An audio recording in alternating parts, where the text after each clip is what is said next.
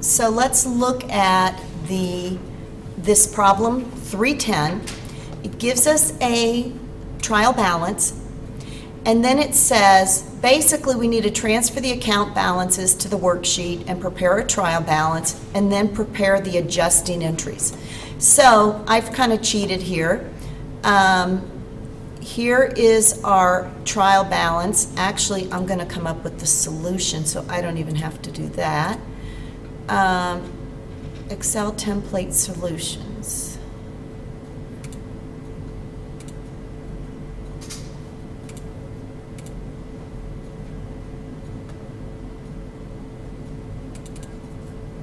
Solution.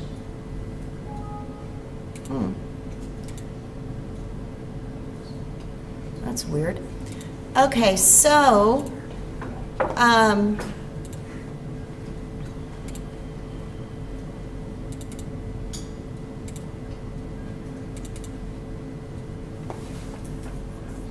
I think what I'm going to just do is pull up the manual so I don't have to write everything in.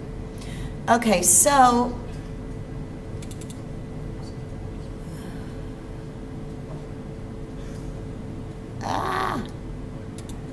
pulled up one too many.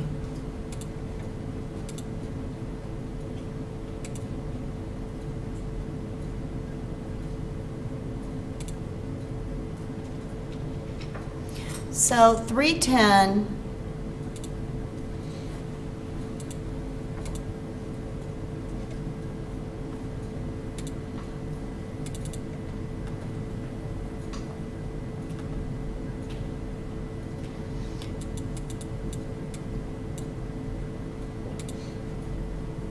310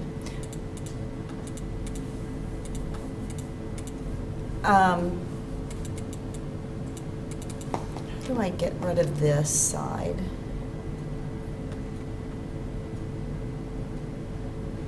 Okay, let me try to make this a little bigger. Okay, so basically all of the debits and credits, is that really hard for you guys to see? The debits and credits from the accounts, the information that they provided here, have just been transferred over here to this worksheet. Then the first adjusting entry, it says depreciation on buildings $1,100 and on equipment $600. So the journal entry you would make to record depreciation would be a debit to depreciation expense for $1,700, and then you would credit accumulated depreciation on buildings for $1,100, accumulated depreciation on equipment for $600. When you would flow that back into the worksheet, you would basically post your depreciation expense down here for $1,700, depreciation expense here, and your two different accumulated depreciation. Here's your $1,100 here on the building, here's your $600 for the equipment. Then the next one says bad debts expense $240. So we know we would have a debit for bad debts expense, and we would have a credit for allowance for doubtful accounts, the same amount. Then we would post those back up into the worksheet. $240 would be a bad debt expense down here, bad debt expense of $240, and our allowance for doubtful accounts of $240 would show here. The allowance for doubtful accounts would be a credit here of $240.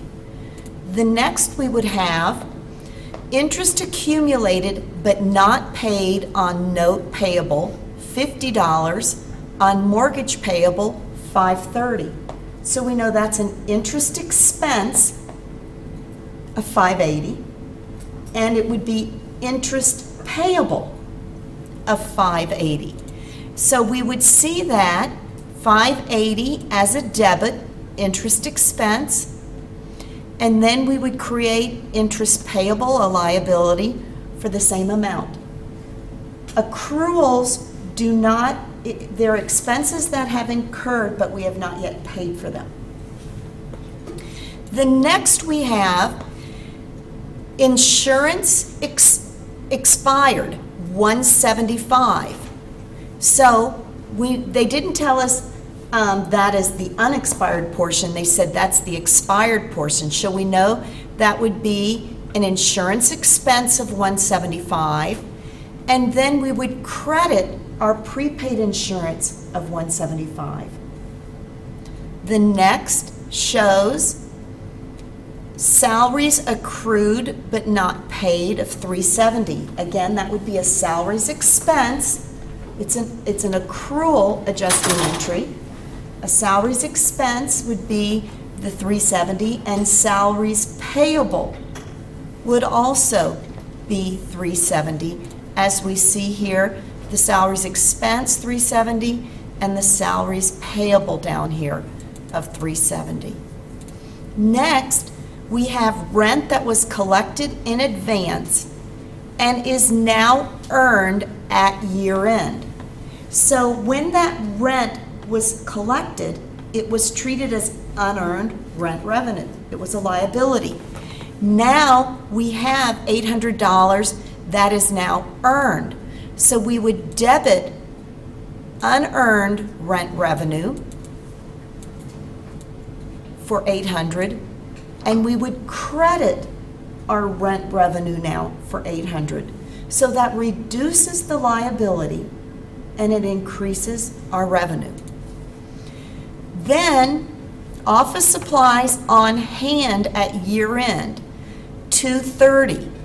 Then it says expensed when originally purchased earlier in the year.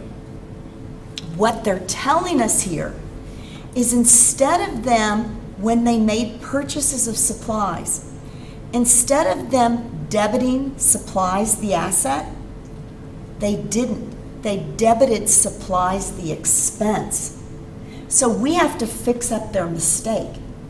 And we have to then credit our supplies expense and debit our supplies to show what really is on hand at the end of the period. So what they did when they created this journal entry, they put it all into supplies expense right away, where they should have put it into supplies, and then at the end of the year we adjust it. So we're basically adjusting what they did wrong. That's why it's confusing to you. Okay. Then we've got the income tax rate is 30% on current income and is payable in the first quarter of 2014. So basically, we need to figure out what the income tax expense is based on the income statement, which I haven't done, but let's see here. It tells us here, we'll take our revenues of $25,820 minus our expenses of $15,470 to come up with our pre-tax income of $10,350.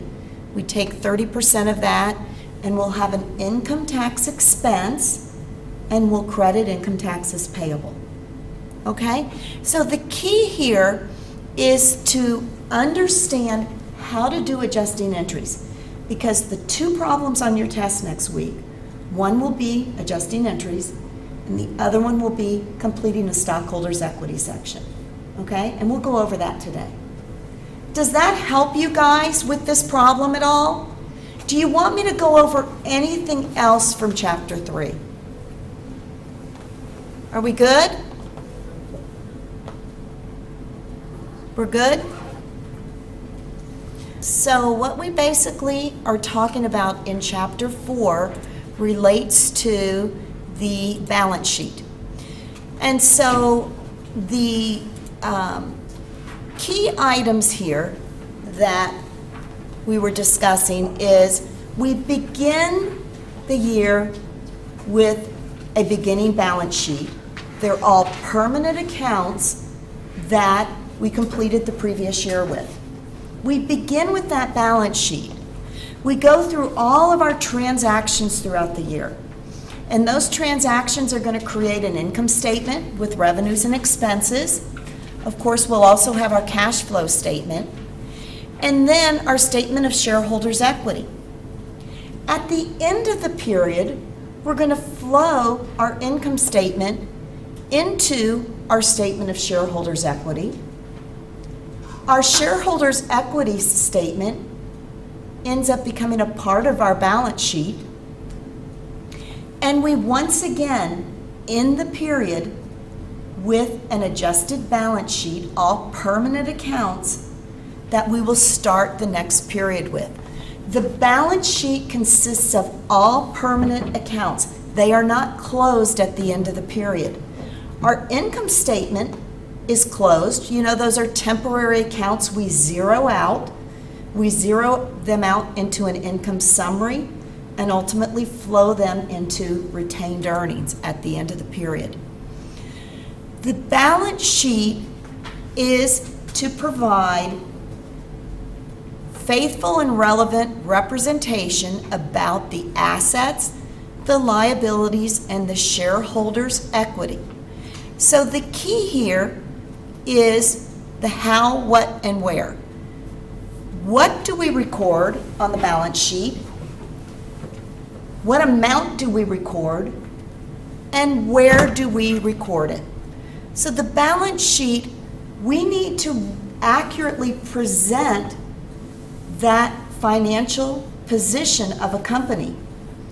And for it to be relevant and represented correctly, we need to make sure those items are recorded in the right period, at the right value, and they're recorded in the right account.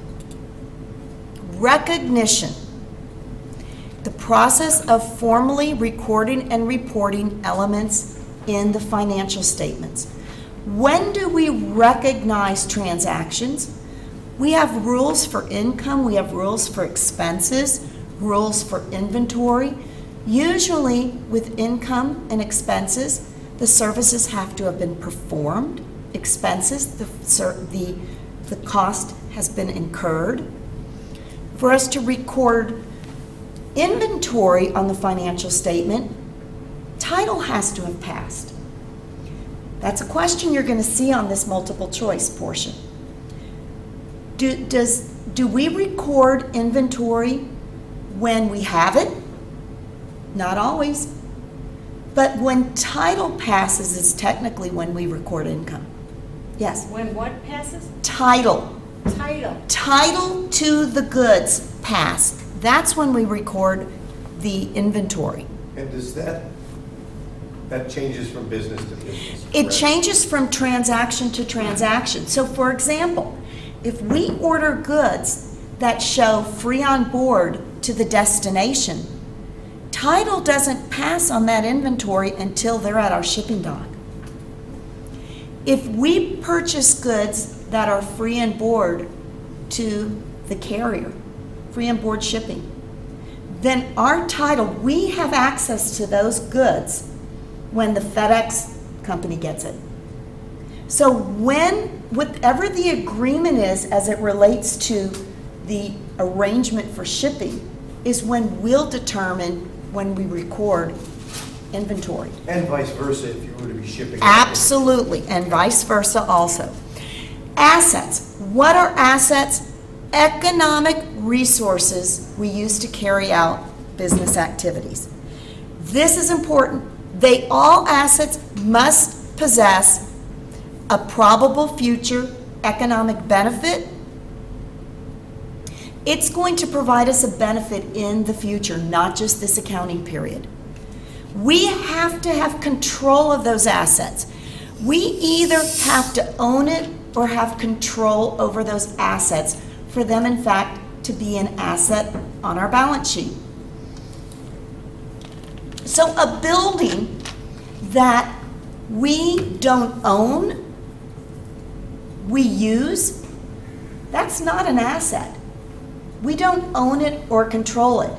Now, if we have a 30-year lease on that building, then we do own it and control it, and we'll use different a different formula to report that as a long-term capital lease.